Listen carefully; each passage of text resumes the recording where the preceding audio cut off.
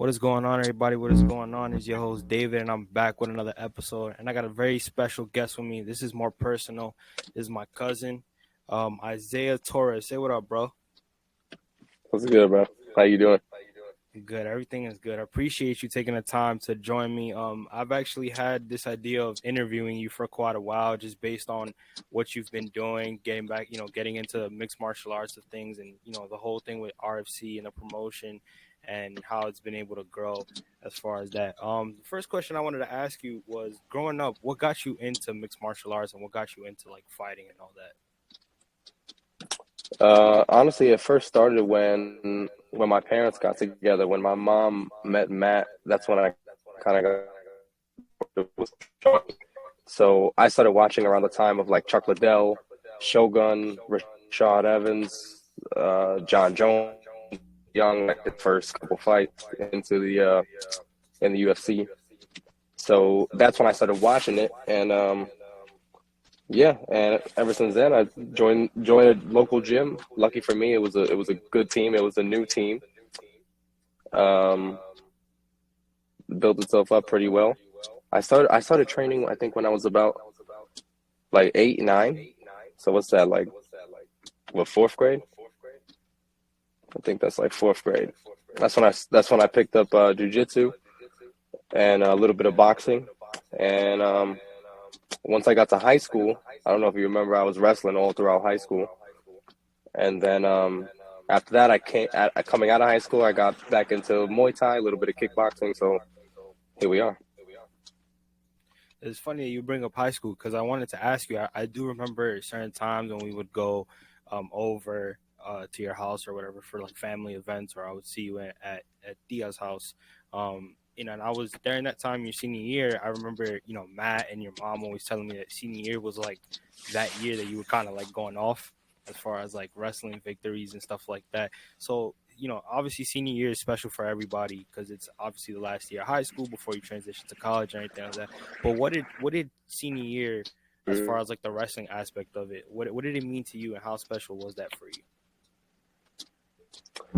I mean, wrestling is a tough sport, man. As you probably know, it's very different. It's not like basketball. It's not like baseball. It's very the practices. Uh, I wanted to go out with a bang my senior year. I worked my ass off for 4 years, so I wanted to make sure I got the best out of my experience. Mm-hmm. And yeah, senior year was cool. Senior year was fun. But low key, when wrestling ended, I was a little bit like, oh, thank God, because that shit was, 4 years of training like that. It's rough, bro. Not a lot of guys make it through. A lot of guys quit the team. They don't make it the whole 4 years. So I was proud to do that.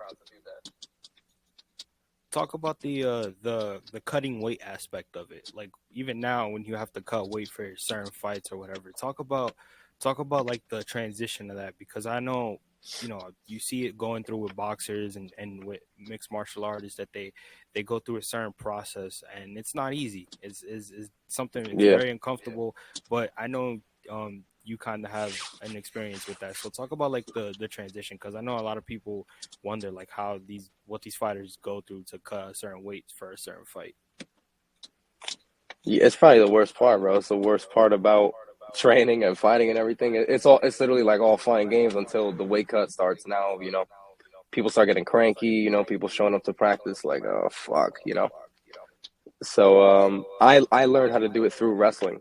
So essentially what you do is like kind of the week before you water load, which is, you fill up with water so that way you're sweating throughout the week is much easier. And yeah, picking the right weight class is very important. A lot of guys cut tons of weight, 20, 30 pounds. I'm not really one of those guys that's into that. I'm not going to be killing myself to make a weight class just so I could have a slight advantage. I'm not into all that. So my true weight is probably going to be flyweight, 125, but I fluctuate from 125 to bantamweight, 135. So either or is good with me. As far as like getting into the whole thing of mixed martial arts, what is the one thing that keeps you active and going all the time? Because I know obviously when you have these scheduled fights, there's always fighters that kind of like isolate themselves and try to focus on that one guy. They watch tape and they try to get themselves pumped up. But when you have like a fight, or when you're just like in the gym and you have no fight going on and you just want to keep yourself mentally ready and prepared if anything goes down, what keeps you going when you wake up in the morning and you're like, yo, I gotta go to the gym? Like, what is that? Is it just the love for fighting, or is it just because you just want to get in there because the adrenaline or whatever it is? Well, one, it's my love for fighting.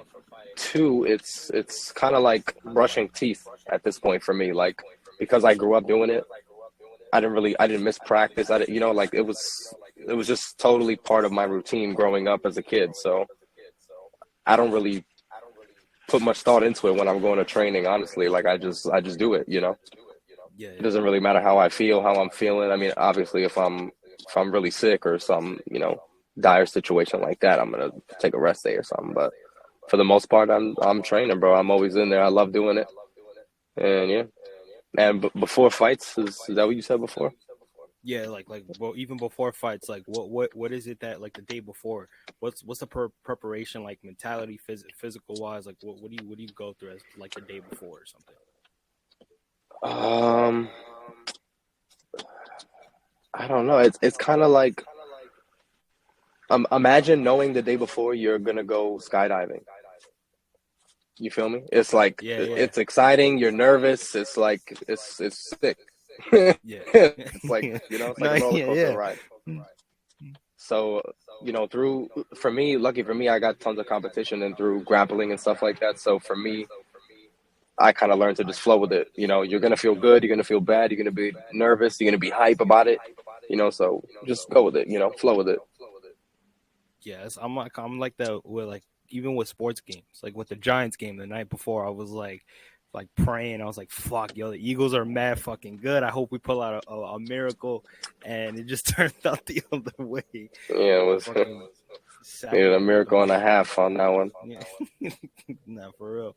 Um, so talk to me a little bit about like RFC and what they've been able to build within like the last year or so since you've been there, because I know they're a very small promotion, but I follow them myself and you could tell that they are constantly trying to, they always showing fights, always showing the upcoming fights, and you could tell that they're a promotion that's really trying to get off their feet and really trying to expand. So talk to me a little bit about what they've been able to do and what's their plan going into the new year. I wouldn't necessarily know the plan going into the new year because that's all Ricky. Ricky is our head coach of the gym, Rigoro Gym. So I don't really know what his plans are. All I know is lucky for us, like for the fight team, it's easy for us to get fights, like to get matchmaking done. Our head coach is also promoting his new promotion. So it's easy for us to get matchups and say a guy pulls out. We don't really have to sweat too much of what's going on. So it's good. It's I'll tell you a funny story though, because I going back to a little bit of the wrestling that you were talking about. I remember one time, I think it was my freshman year of high school. You kind of told me like the little like to get into it or whatever, and I was thinking about it, and I went to one of their tryouts. It was mostly like a show and tell type of thing, because they had their seniors there that were kind of like just showing like what they go through as like training aspect and what Yeah, to do. And yo, bro, I sat there and I was like, I don't know how y'all do it. I I'm don't sure. know Yeah, how. I was gonna say I'm sure everyone was like, "Yay! I'll sign me up." Yeah, I'm sure. I went there. I was like, dude, no way. I was, and the funny thing is, I was dressed to actually like do something. Whether it was just doing something defensively, trying to tackle somebody, put somebody in a submit. I was just prepared. I was there in Yeah, sweats and a sweater, and the shit that they went more extensive on like what they do when they're traveling to a different school for like a certain event. Um, those are what always they do fun. after class, like because it's after class, you're basically going straight to the gym, and you're basically just getting straight to it, whether it's practice or whether you're meeting up with the team for the event, and it's no joke. It's no joke. And then they go into the preparation to keep your body prepared. I remember Dozo had their wrestling coach had a list of certain healthy shit that you had to drink, certain shit that you had to eat.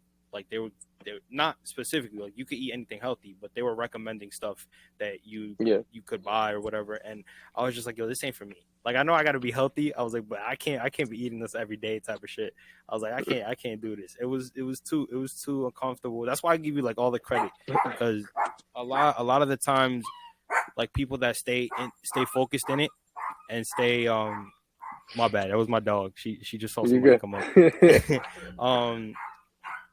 But a lot of the times, like people that are very into it all the time and consistently keep focused and just keep their body a certain way and stay a certain weight and just nonstop go to the gym and always be prepared. Like I give y'all credit, because that, to me, I could see the mental aspect.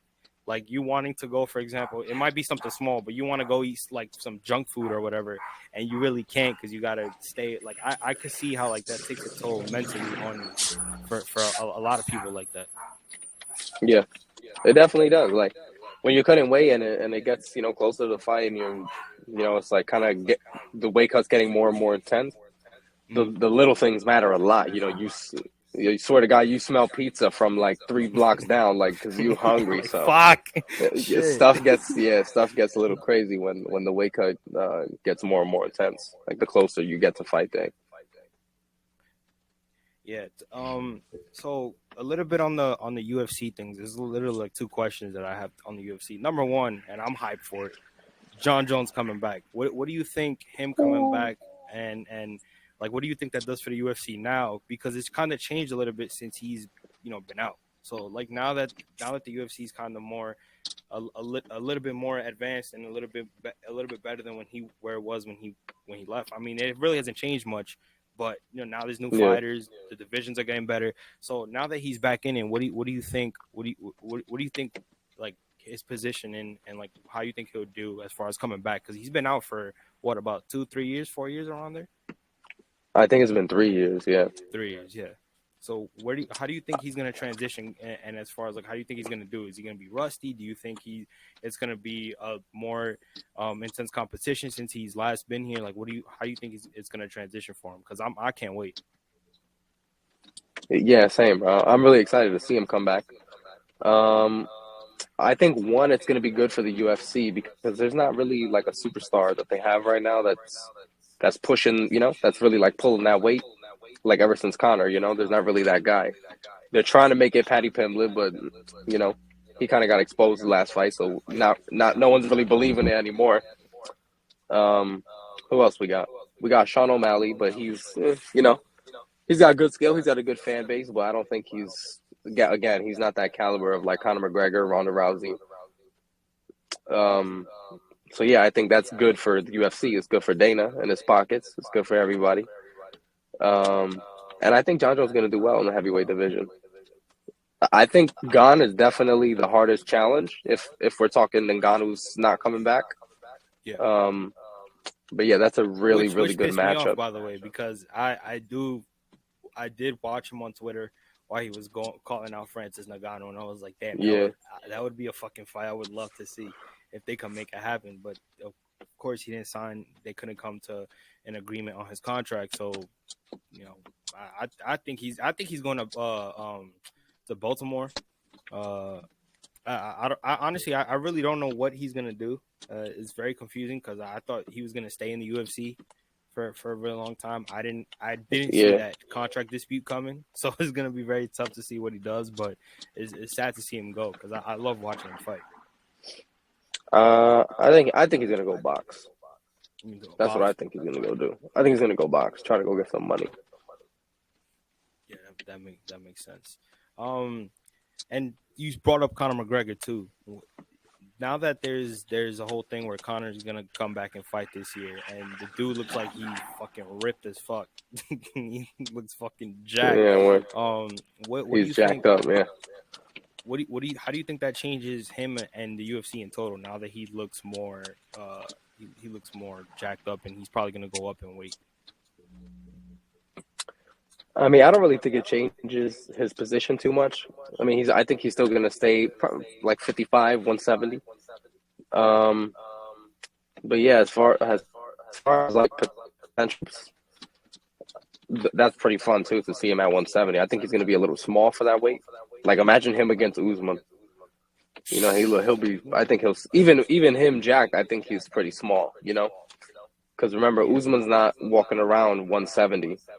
Nah. Usman's walking around close to 200 pounds. You know, And people don't but realize that. I People think he's really just walking around. That's just 170 right there, but that's more. no. Yeah, Yeah, that's that. but yeah. That So I don't know what he's gonna do when he comes back. I see. I think he's probably gonna fight Michael Chandler. I think that's a mm, winnable matchup for him too. mm. Whether it's at 55, 70, it doesn't really matter. Wow, Michael Chandler. I didn't even realize that. I didn't even realize he could I possibly think it's fight gonna be Chandler. him. Wow, you fucked my head up with that. I didn't. I don't really I mean, think think that he about it. would Who fight else? Chandler. Who else do you think it would be? Yeah. Maybe I could see maybe Kobe Covington at 170. Kobe But is a small him and 170 Kobe would pound. be that build up with him That'd and be Kobe fun to would be watch. fun as fuck. Because him That and would be Kobe fun are to kind of watch. like the That's what same. I'm saying. Woo. And this That's dude, what what's his I'm name? saying, Kobe just got called out in UFC Yo, 283 just now. On the yeah, fight. by Gilbert. Yeah. So that Kobe got a lot of action coming his way. Masvidal, they were talking about Masvidal and him getting it on again. Mm, So nah, I wouldn't he either got because smoked. he got exactly. He got I was smoked. gonna say the I same don't want thing. to see that shit again. That's You old news, think boy. Kobe and Usman would try to get it on for a third fight? Kobe and Usman? Nah, again, old news. What's gonna happen? He's gonna come closer. He's gonna come closer. He's not gonna win again. He's just gonna come closer. Nah, we good. He's gonna come closer. That's all he wants. That's all we want. That's all he wants. Coach, I don't care if I That's win. it. I don't care if I lose at this I point, bro. just I want just to want be to closer. I want to be closer, second place. Like, come on, it's over. That's it. I think now Kobe should just do fun fight. Like Kobe Connor is, yeah, that's good. I think I just made $1 million right there with that one. That's a good one. Oh, bro. Talk about putting bets on that. Talking about betting on. I know. You know what's funny? Though. I do see a lot of people betting on Kobe over Connor just because Connor. I see me betting on Kobe. I think I will bet on Kobe. I see me. I know a guy. Oh man, the reason that I would disagree and put Connor just because Connor looks like a machine compared to Kobe. Kobe's a little bit more skinnier, so I feel like Connor would have that edge. Yeah, I don't know. I just think Kobe's pressure, his pace. Connor don't fight at that pace. I think he's gonna with the wrestling. I don't know. Yeah.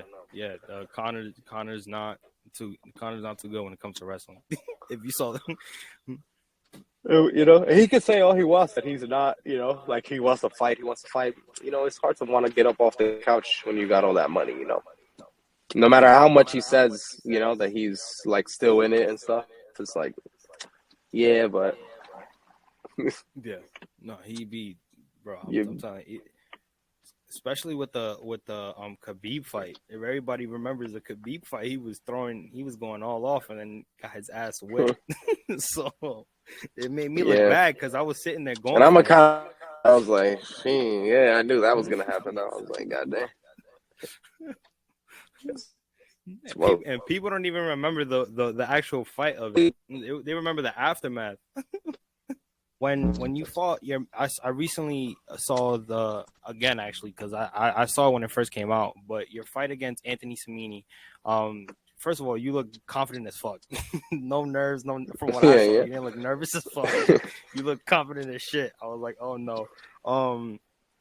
When going in there, were you actually nervous or was it full confidence? Like you know what you were gonna do? Like what was the adrenaline going in there? I'm nervous, but like I'm excited. Again, like it's the same thing. Like leading up to the fight, like I'm nervous, I'm excited. But the closer I get, like the to the day, to the moment, to the cage, to seeing him, to touching him, I'm like, it's on, boy. Like I feel good now. Like I don't feel nervous. I'm ready. I trust my training. I know I've been doing this for a long time. it's another day in the office for me. So I'm just like, let's go. I'm more just excited. I'm ready to put on a show. What's funny about watching the video the first time when he backed you up against the cage and you had him in the chokehold, right before you put your legs around him, like around his back to put him in the chokehold, I had called it. I was like, oh, he's about to put him in the guillotine. And then you put him. I was like, oh shit. I was like, fuck. I Yeah, was like, because yo. I knew he wanted to shoot, and low key I made a mistake right off rip. I threw a leg kick, like an inside leg kick, and that's what initiated his shot. And in my head, I was like, why the fuck did you throw a leg kick? You know this motherfucker wants to shoot. You know, like, why did you do that? I don't know why I did it, but so yeah. So again, he backed me up against the fence, but I trusted my wrestling too. I knew that he thought I was probably just a kickboxer because I was fighting out of a kickboxing gym. So I was like, this kid probably doesn't know that I'm a wrestler. You know, I'm a wrestler. I'm probably more Yeah. of a grappler than striker. So like as clean as my striking looks, I feel like I'm a little bit more of a grappler. So I was very comfortable against the fence, hit him with some hammer fists, make him uncomfortable. Saw his neck was still down there, took the neck, and that was it. That was all she wrote. It was quick.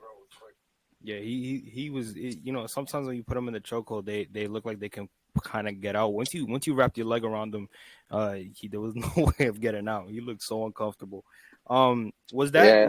was the guillotine something that you was that something planned as far as like in practice? Were you practicing that, or was that just something that because of the position that you were in, you thought of it like last minute type of thing? You got him. The the plan was to keep it up. Actually, Okay. the plan was to keep the fight standing because like I knew I could keep up with him wrestling and grappling, but I knew that I was a much better striker. So I was like, why not put him in the most uncomfortable position? Keep it on the feet. But it was there, so I took it. My jujitsu, I could not take it. I was like, it's there, so I had to take it. It's right in the air. Yeah, I'm like, it's like I want it. I'm like, it's right there. Funny because I thought of What? my coach in my head before I jumped. Like before I took it, I was like, he might be tight. Like I gotta finish this if I'm gonna jump. But I was also like, if I was willing to take the risk. I was confident on my grappling. Right after you submitted him, and the funny thing is, I could picture me doing it too. Right after he tapped out, you went into the side of the cage. It's like Yeah, I could do that. I I see bugged myself out. doing that. I saw the ref. I saw the ref. He tapped your leg and he said something. What was it that he said? Because that shit was funny. He oh, the ref that was tapping me while I was on top of the cage, he was saying get down, get down. And then when I got down, when I got down and I went inside the cage and they were taking my gloves off, the referee that was actually reffing my fight came up to me and he was like, just not to be a dick, but just to throw it in there, if this was Bellator, that would be a $500 fine. Like that I jumped on the fence. And then I Yeah, looked at him and I yeah. was like, Bellator, I'm going to the UFC. and he just looked at me like fucking asshole. And I was like, bro, shut up. Like, Like, let me have my Bellator, moment, bro? Are bro. you serious, bro? Yeah. No, like it's my MMA debut, bro. Leave me alone. Get out of Eat here. eat a dick. Yeah, for real. I'm like, yo, raise my hand, bro. Let's keep the show going. What are you talking about? Yo, stupid bitch. Yo, I hate that. Like, bro, I just fucking want to match. Trying to enjoy the moment. You out here telling me Yeah. some dumb Bro, I've shit. been training since I was 8 years old. Are you joking? This is my MMA debut. This guy's like, sit down. He's the Yo, only bro. one in the club. Like, stop. I'm like, nah, you're wild. I would have knocked him out too. I would have been like, "Yo, this promotion wants a fucking spark. I'll show you. I'll make this shit go viral." Funny, Smack the ref. they telling me get down, and then they use it in the promo. I was like, you Wait, tell what? me get down. Yeah. And Bro, they use it in what? my highlight. Oh my god. Oh no, that Put that damn that near shit the was whole fight in the highlight. that that shit was hilarious when I saw that. I was like, not as classic. Um, I want to shift off a little bit because I know you and me have spoken about this and we're big fans. Well, I don't know how much of a fan that you are, considering the frustration that we go through, but the Knicks, I know you. I Almost know, broke my neck. I You saw that? I know. What do you think about the team now? Considering that they signed, it's almost the same team except Kemba's not there, Alex Burks is not there. Um, but they signed Jalen Brunson, and Jalen Brunson so far has been showing to be a very good Yeah, signing. a great What do asset. you think about the team overall now, and like what they can do? Because now we're in this 4-game losing streak, and we're about to fucking head back home to play the Cavs, and then we got to play the damn Celtics, who are killing right now, and so the Nets. Yeah. So what do you think about like how the team can finish and how they're structured, and the negatives and the positives of the team? Honestly, it seems like we're just missing like one piece. I feel like we just need like I like Jalen Brunson on the team. I wasn't too thrilled at first. I wasn't like, yay, like he was gonna do much, but he's been doing great to be honest. Yeah. So I'm really eating that. So but yeah, they did Kemba dirty. That was foul. Our hometown boy, they just did him Violated. so foul. They're like, yeah, you're gonna come to your hometown team. You're gonna sit there. You're gonna go sit down, and then bye. That's so messed up. Oh, they're doing the same thing with fucking Cam Reddish right now. Yeah, bro. Not even letting him play. I heard he might go to the Lakers now, and I don't know, bro. Well, they're I talking think the about trading problem him is to Leon Milwaukee to Rose. get Grayson Allen. I think Grayson Allen is our savior. That's gonna be our guy. No offense, bro, but like, are you shitting me? Yo. Yeah, let's get Grayson Allen. Oh, What we should have got was Donovan Mitchell. That's who we should have got was him, but that's Leon Rose for you. I think Leon Rose is the real issue. but The owner. I'll tell you this though: the reason that they probably did not get Donovan Mitchell wasn't because of one, it was because of the package. If you compare what Cleveland gave up compared to what we gave up, they gave up more, and we kind of gave up less. And two, Danny Ainge just fucking hates the Knicks. He's not doing no business with the Knicks whatsoever. So while everybody was on this parade of, yay, we're gonna get Donovan Mitchell, I was sitting here like, no, we're not, because it's Danny like, Ainge, no. bro. It's Danny Ainge. He doesn't fuck with the Knicks. Like, what don't y'all get, bro? I kid you not, bro. Do you join Twitter Spaces? Like when you go on Twitter, do you join any Twitter Spaces or anything like that? Bro, I don't even have Twitter, which I should probably make one. Okay. But yeah. Well, there you go. I join Twitter Spaces after Knicks games because they do like post game Twitter Spaces or whatever. Bro, in the summer, I had people telling me that the Knicks were gonna get Donovan Mitchell. I was like, if you're not an idiot and you actually know basketball, you would know that Danny Ainge does not fuck with the Knicks. So the Knicks could give them Julius Randle and 5 first-round picks. They're not taking it. They're not doing it. They're not. We gotta doing get it, somebody, bro. We need somebody because we're never gonna be a championship team. Is what it feels like. I feel like We need a we're superstar. like a first round playoff team every year. Like we pray to God to make the second round. That's it. And it's the second fucking round. I Yep. remember what was it? What was it? I think it was I think I came over for Christmas, or I came over before. I know it was in November that you and me were talking about going to see them play against the Lakers. And it went from talking about going to see them play the Lakers to violating Julius Randle the whole night. Yo. Yeah, but he's actually been doing pretty well though. No, he He has. hasn't been It's doing just that bad. you He's had still a have better Knicks season fans this that year. want him off the team. That's the sad I part. mean, if we could trade him with a couple guys for somebody valuable, I'll take it. I would do it. Yeah, I'll take I it. would do it. Take him. But it's funny as fuck. I to be honest with you, I don't know like how many games you've been watching. Like I watch them every day. I haven't been So watching them recently, to be honest. yeah, right now is not a good time to watch them. I'm gonna tell you. I'm gonna tell you right now. I heard 4-game losing streak. I was like, that's perfect. Then no wonder I haven't been watching them. yeah. Right now it's not My a good soul time, already bro. knew. My spirit knew. Don't watch them. Because fucking Mitchell Robinson is out for 3 weeks because he has a fractured thumb. Yeah, I've heard about that. So we have really no legit center. Coach Tibbs just doesn't know how to fucking coach anymore. He's running guys to Sims the got ground. bounced though. Little Simmies. Yeah, Sims got bounced. Sims is the only guy, our only big besides, because Hartenstein is trash, bro. I'm gonna be honest with you. Hartenstein cannot fucking bro. He kills me, bro. He plays hard though. He be trying though. He kills me, dude. I'm like, bro, what in the He puts fuck? the T in And try. it's hard. It's so bad, bro. And then Sims is like the only one that gives you effort, like as far as like on both sides of the ball, because the guy could dunk the shit out of the ball and kind of score. And then defensively, he's just a beast. So it's like he's literally the only legit replacement for Mitchell Robinson.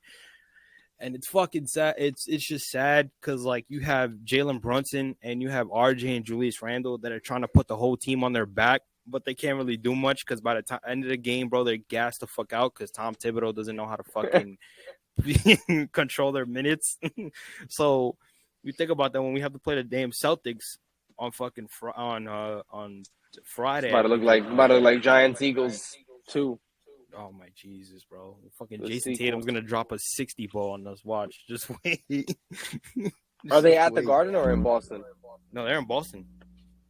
Oh, okay, maybe. Because you know how the Knicks are at the Garden. We love it. We're like, yeah, you want to have a great night? Here you go. Whoever we play against, they always smash us at the Garden. Like, they love it. It's almost like they go to their locker room and like, yo, guys, so we're just not going to play defense, so y'all can score, and you're probably going to beat us. We're just letting you know. Have fun at the Garden. Make history. Yep. Oh, my God. My final question for you before we end it off, because I don't want it to be too long or whatever. What are your future plans coming up for the new year? Like, what do you want to accomplish as far as like growth wise, as far as you're fighting, being in RFC and kind of expanding it? Like, what are your plans as far as the new year goes? My plans are to fight. I'm trying to fight as much as I can, bro. Trying to fight at least 4 times this year, 3-4 times, more than that. I might do this Waco kickboxing tournament. That's down in, I think, Nashville, Tennessee, I believe. I might do that tournament in May just to do it, just to, get my feet wet in a kickboxing tournament. But yeah, my main focus is MMA, as you definitely know. So I'm trying to do at least, 4 fights this year, more if I can. Trying to go pro as soon as I can, start making that money. Bro, if you once Dana White starts calling your door, bro, it's over. Honestly, I say give me a maximum of 2 years. I'll be pro already. I'll be a pro in maximum of 2 years. If I can fight as much as I can this year, God willing, I stay injury free and I finish all my opponents in, devastating fashion. I want it so that they're like, yo, somebody please sign him already. Like, get him out of here.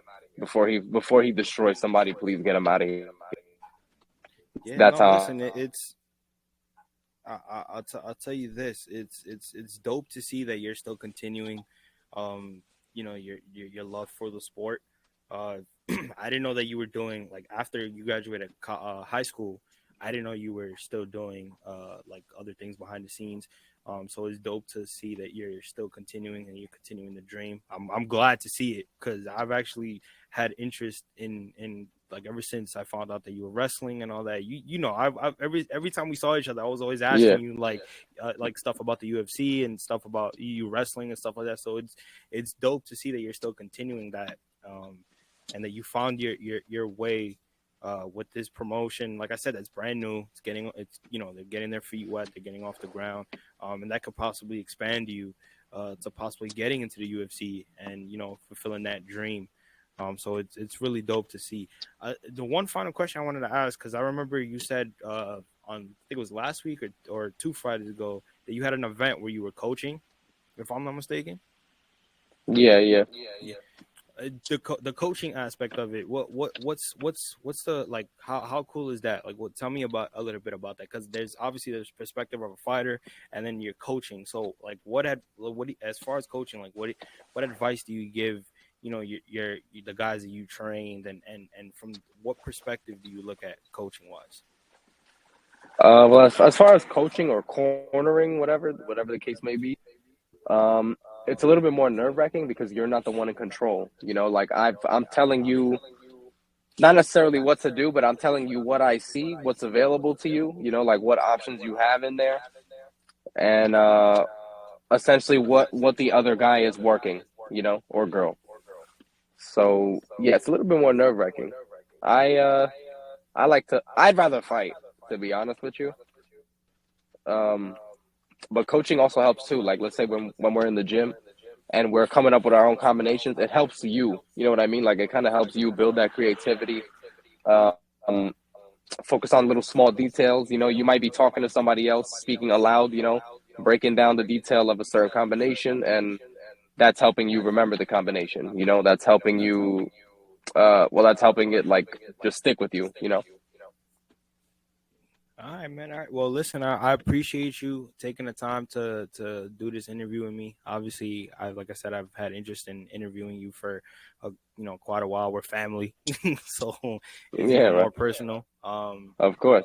Definitely, I've told you before that I want to go see you fight. So your next fight, just keep me in the loop, and I'll see what I can do as Yeah, far man. as April go check 1st. you April fight. 1st, Newburgh Armory. For sure, RFC, for Cage sure. of Fire.